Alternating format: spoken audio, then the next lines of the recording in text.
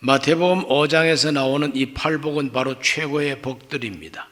그러므로 8가지 이 복 있는 사람에 대한 예수님의 가르침을 잘 들으시고 모두가 다 이 복을 누리게 되시기를 바랍니다. 오늘은 7번째 복, 화평케 하는 사람은 복이 있나니, 저희가 그들이 하나님의 아들이라 하나님의 자녀라 일컬음을 받을 것이다. 이 말씀을 함께 상고합니다.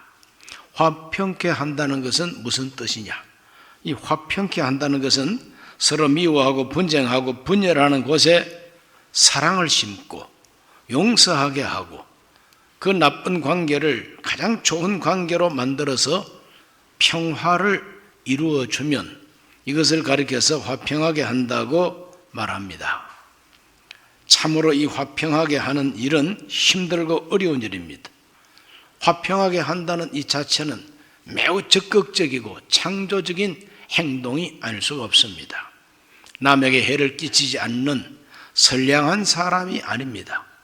선량할 뿐만 아니라 A와 B 사이에 화평을 이루어주는, 화해가 이루어지게 하는 아주 유능하고 적극적인 사람인 것입니다. 동네에서 시비가 일어나고 그 시골 동네에서 가끔 어른들도 싸웁니다. 그럴 때 어떻게 해결합니까? 동네 어르신이 개입해서 젊은 분들을 불러놓고 타이르고 또 이런저런 이야기를 하게 되면은 그 어른을 존경하는 마음 때문에 순종을 하고 화해가 이루어지는 것을 보아왔습니다. 참 아름다운 시골의 모습이죠. 어르신이 안 계시고 또 어르신이 개입하지 않아도 유력하고 사람들한테 인정을 받고 힘도 있고 재력도 있는 이런 사람들이 또 중재에 나서면은 또 그 사람 때문에라도 이렇게 화해하는 일을 보게 됩니다. 이렇게 화해자가 있고 중재시키는 사람이 있고 어르신이 있는 이런 동네, 그런 동네를 가리켜서 양반촌이라고 시골에서는 일컬어 줍니다. 양반촌이다. 그래서 젊은이들이 결혼을 위해서 혼담이 오고 가면은 어느 동네 사람입니까? 그럴 때 어느 고을 사람이라 그럴 때 그 양반 고을, 그 양반 동네, 그러면은 그 동네 출신이라면 믿을만하지. 이렇게 해서 혼사의 길이 잘 열립니다. 그러나 늘 싸움이 있고 도둑이 덜 끓고 인심이 흉흉하고 그런 동네 사람들은 아무리 얼굴이 이쁘고 유력하다 할지라도 그 혼사의 길이 쉽게 열리지 않는 그런 풍습이 시골의 풍습이었던 것입니다. 온 세계를 통틀어서 가장 권위 있는 상이 노벨상이라고 우리가 알고 있습니다. 그런데 이 노벨상 중에서도 가장 존경받는 상이 평화상입니다. 노벨 평화상. 왜 평화상을 가장 그렇게 존경하느냐? 인간 세상에 가장 필요하고 가장 위대한 가치가 평화를 이루는 것입니다. 화평을 이루는 일입니다. 이것보다 더 귀한 가치가 없으니까 평화를 이루고 화해를 잘 중재하면 노벨 평화상을 주는 것이죠. 자, 화평이 참 중요하고 평화가 가장 중요한데 최고의 화평은 무엇일까? 우리 모두가 다 최고의 화평이 무엇인가를 생각할 때에 성경은 단연코 하나님과 인간과의 평화, 하나님과 인간의 화평, 이것이 가장 중요하다고 가르쳐주고 있습니다. 우리 인간은 원죄로 말미암아 하나님과 원수가 됐다고 하는 것이 성경이 가르쳐주는 우리 인간 운명입니다. 우리 인간은 하나님과 원수가 됐다.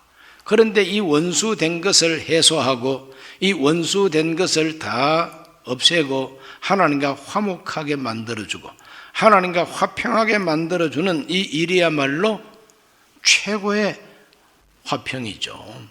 누가 하나님과 인간 사이를 화평케 할 수 있습니까? 천사도 못한다. 이 세상 어떤 유력한 사람도 하나님과 인간 사이에 화평을 이룰 수는 없다. 그렇기 때문에 하나님께서 보내신 독생자 예수님 혼자 우리가 하나님과 화평하도록 만들어 주신다는 게 복음인 것입니다.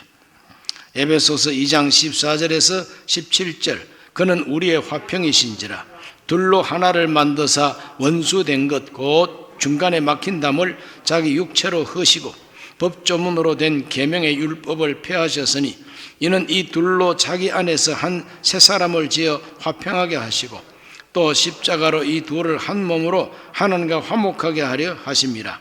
원수된 것을 십자가로 소멸하시고 또 오셔서 먼데 있는 너희에게 평안을 전하시고 가까운 데 있는 자들에게 평안을 전하셨으니, 이렇게 기록되어 있어요.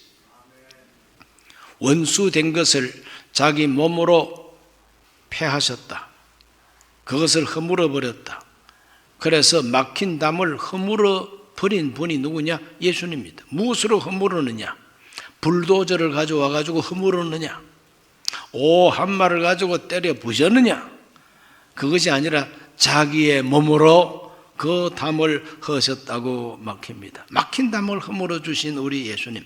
골로새서 1장 20절에서 22절, 그의 십자가의 피로 화평을 이루사 만물 곧 땅에 있는 것들이나 하늘에 있는 것들이 그로 말미암아 자기와 화목하게 되기를 기뻐하심이라.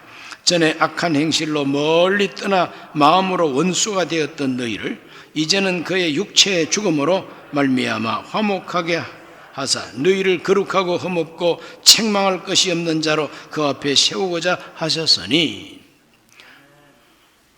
우리가 다 하나님과 원수가 됐습니다. 마음으로부터 멀었던 이 원수를 하나님께서 자기의 십자가의 보혈로, 예수 그리스도의 십자가의 피로 화평을 이루었다 그랬습니다. 이것은 바로 우리가 책임져야 할 죄의 책임을 예수님께서 십자가에서 다 대신 책임지고 속량하시고 속죄하심으로 하나님과 막힌 담을 허물어 버리고 원수된 것을 하나님은 다 녹여버리고 더 이상 하나님은 원수가 아니라 우리의 아버지가 되고 하나님 편에서는 우리 인간이 더 이상 원수가 아니라 하나님의 자녀들이 되었다는 거예요. 그것을 이루어 주신 분이 예수님. 예수님이야말로 최고의 화평케 하는 분이십니다. 예수님께 노벨상을 주려고 그러니까 이 상이 너무 보잘것없어서 예수님께 노벨상을 줄 수가 없어요. 상도 상 나름이지 그 작은 상을 우리 예수님께서 받겠어요? 우리 예수님은 하나님과 인간 사이에 원수된 이 막힌 담을 허시고 자기 십자가의 피로 하나님과 화목하게 해주셨다. 그러므로 우리 인간 관계 속에 하나님과의 관계, 이 화목한 것이 가장 중요하다는 걸 알아야 됩니다. 사람들끼리 아무리 화평하게 의좋게 살아도 하나님과 막혀 있으면 결국은 저주를 받고 결국은 심판을 받게 되어 있는 것이죠. 하나님과 화목한 것이 가장 급선무입니다. 욥기서 22장 21절에 보면 너는 하나님과 화목하고 평안하라 그리하면 복이 너에게 임하리라 그랬습니다.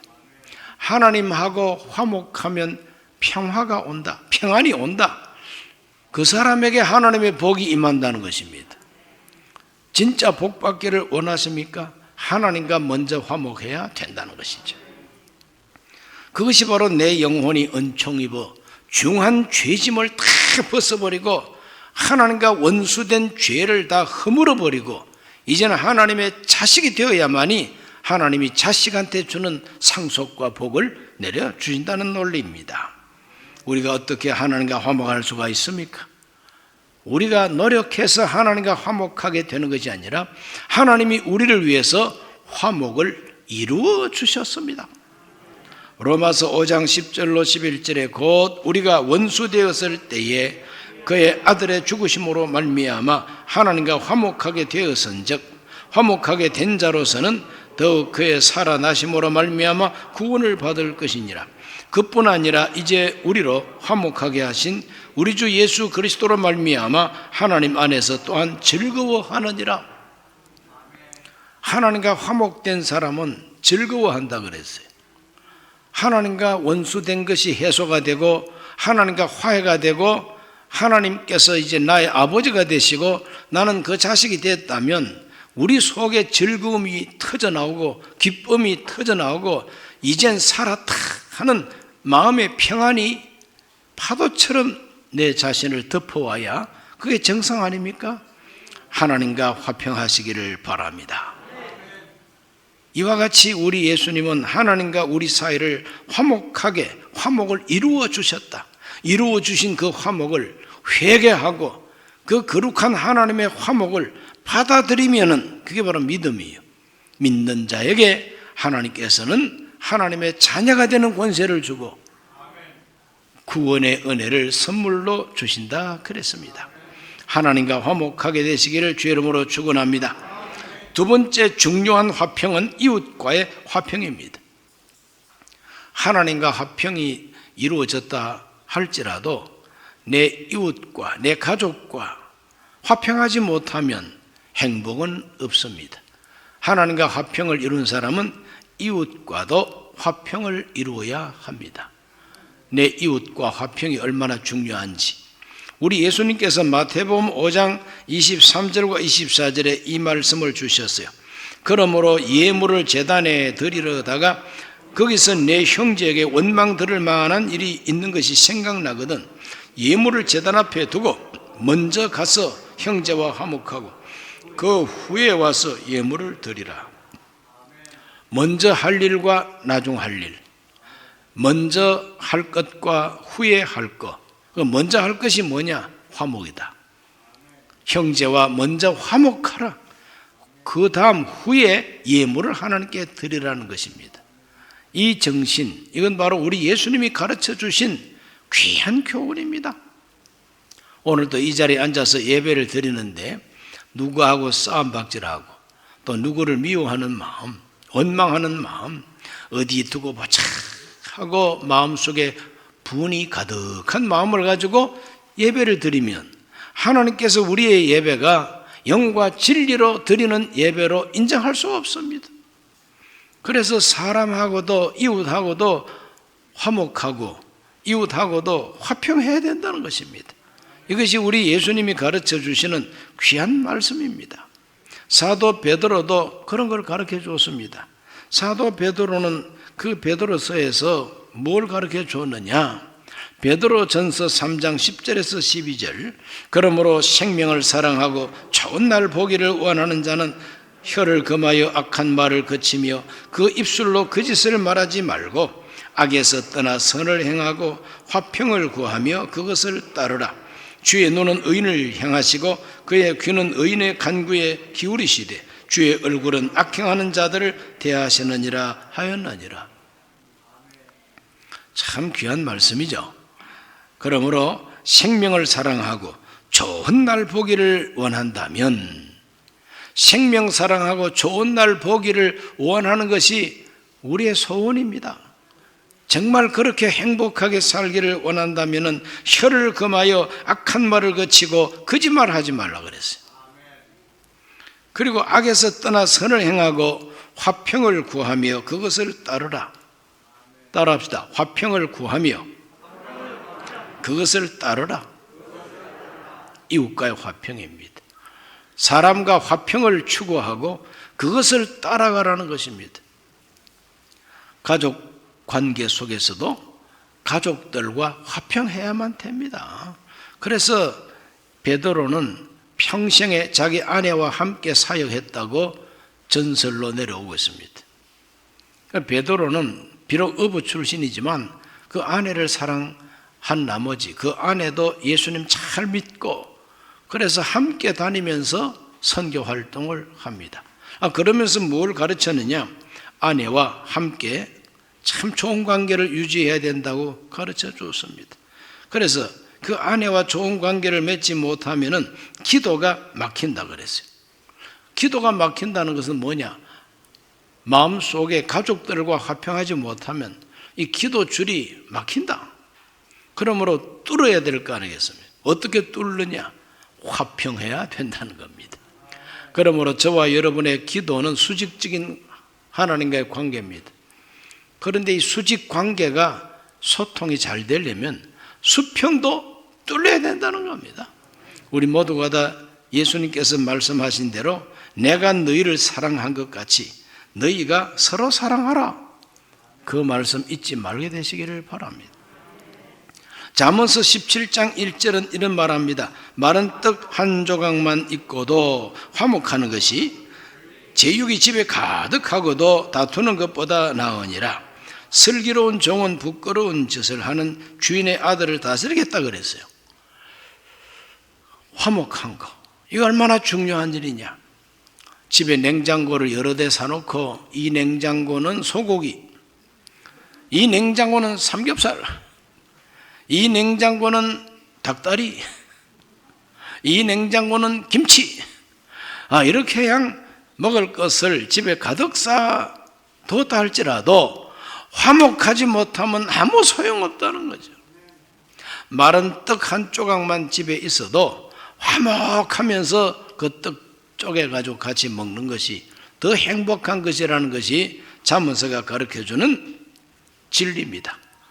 그만큼 이웃과의 화평 중요합니다. 그래서 예수님께서는 내 이웃을 네 몸과 같이 사랑하라 그랬어요. 하나님을 사랑하라, 이웃을 사랑하라. 이 두 가지 사랑이 율법과 선지자의 뿌리라 그랬습니다. 원뿌리라 그랬습니다.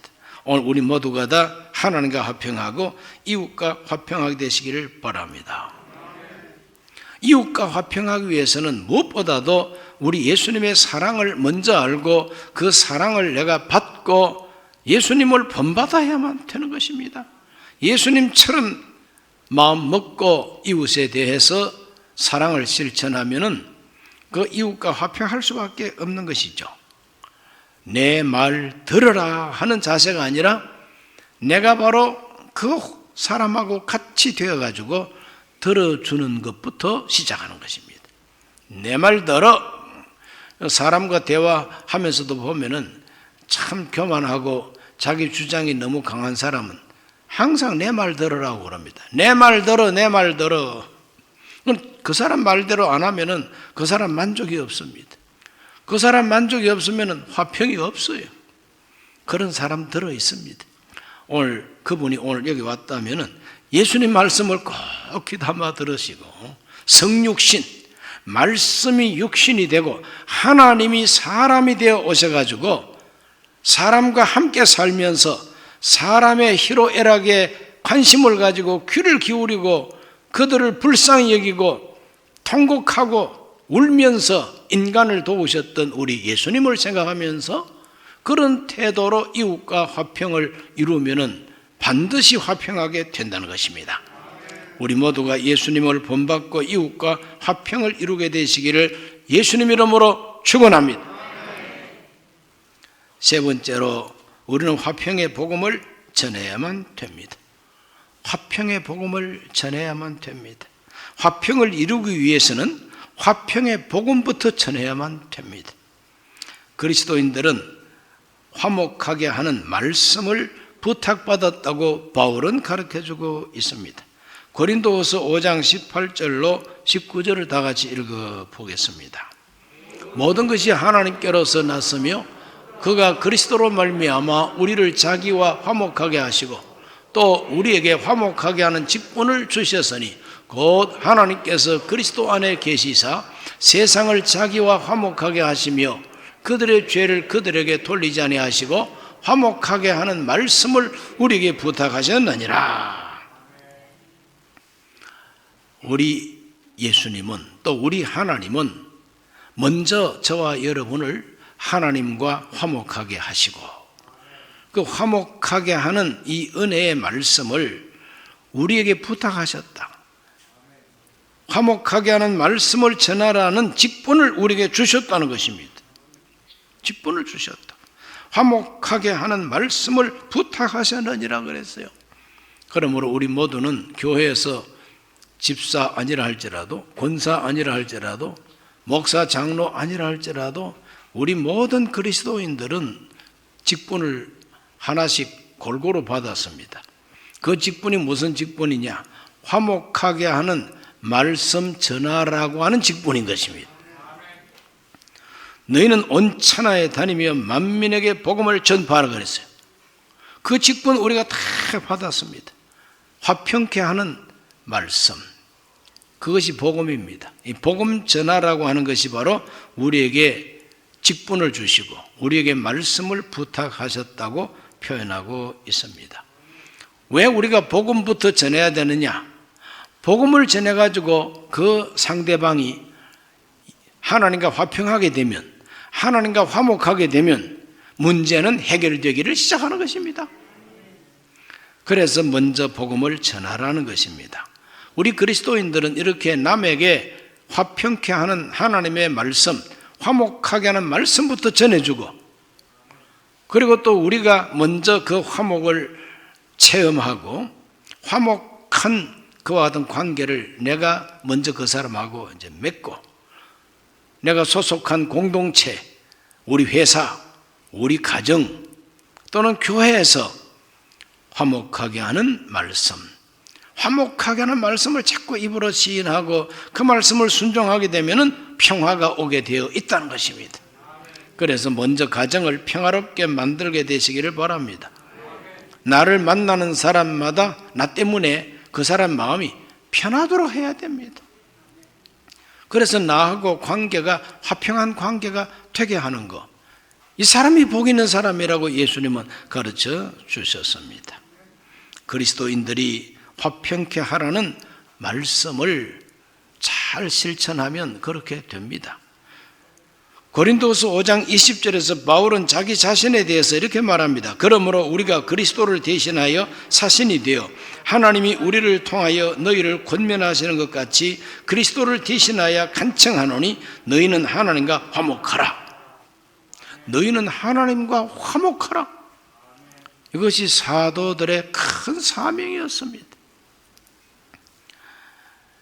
그리스도께서 하나님이 우리를 통해서 권면하시고 하나님께서 우리를 그리스도를 대신하여 간청하라 그랬어요. 이 간청이 뭡니까? 간청이라는 것은 교만한 자세로 하는 말이 아니라 낮아진 자세로 부탁하고 그 사람을 존중하면서 그 사람에게 잘 권면하는 것이 간청입니다. 간청. 그러므로 저와 여러분은 화평의 복음을 전할 때에 무식한 것이 내 말 들어, 이런 자세로 전도하면 안 되는 거예요. 우리 모두는 간청하는 자세로 화목하게 하는 말씀, 그리스도를 대신해서, 그리스도를 대신하는 사람은 그리스도처럼 성육신의 그 영성을 가지고 간청하라는 것이죠. 뭐 내가 잘못한 것도 없고 내가 저 사람보다 뭐 부족한 거 아무것도 없지만은 그 사람의 영혼을 구원하고 저 사람을 하나님과 화목하게 만들기 위해서는 간청하는 자세로 다가가라는 것이죠. 이렇게 우리는 화평의 복음을 전하고 하나님의 화평의 말씀을 우리가 전하고, 이 입술을 열어서 전할 뿐만 아니라 우리의 행실과 우리 행동 자체가 화평케 하는 행동으로 살면 그것이 바로 화평의 복음을 전하는 것이 되는 것입니다. 좋은 열매가 맺히게 됩니다. 그리스도인들이 이와 같이 화평케 하는 그 말씀을 입으로 시인하고 그대로 순종하고 행동하게 되면은 역사 속에서 위대한 열매가 맺힙니다. 노예 제도가 폐지가 되고 신분 차별이 없어지고 여성들을 하대하는 그 여성 차별도 없어지고 모든 인간은 동등하다고 하는 진정한 인권 존중이 이루어지게 되고, 어린 아이들은 저리 가라, 아이들을 무시하는 것이 아니라 아이들을 귀하게 여기는 그와 같은 아름다운 열매가 사회에 맺히게 되어 있는 것입니다. 그러므로 기독교가 전파되고 복음이 전파되고 성경이 읽혀지는 그런 나라들마다 놀라운 변화가 일어나게 되어 있는 것이죠. 우리 대한민국도 그러한 나라 중에 한 나라입니다. 우리가 지금 100년 전, 100수십 년 전에 조선시대 그리고 대한제국시대, 그때 역사와 그때 이야기를 이렇게 책을 통해서 읽어보면 한심하기 그지없습니다. 그저 사대부들만 존중받는 사람들이고 책이라 그래봐야 사대부들이 읽는 것이지, 한글을 창제하신 세종대왕이 한글을 만들었지만 그 한글을 사용하지 않습니다. 선비들과 사대부들은 이 한글을 하대했습니다. 그냥 막 구석에 처박아 놓고 있습니다. 그런 것을 읽고 있느냐고. 그러나 하나님의 말씀이 한글로 번역이 되고 띄어쓰기와 여러 가지 우리가 하는 일상 용어들을 한글로 표현해가지고 성경을 편찬하면서부터 무식했던 우리 국민들도 한글을 깨우치게 되고 성경을 읽게 되고, 이렇게 함으로써 교육혁명이 일어나고 이것 때문에 자유민주주의가 가능하게 된 것입니다.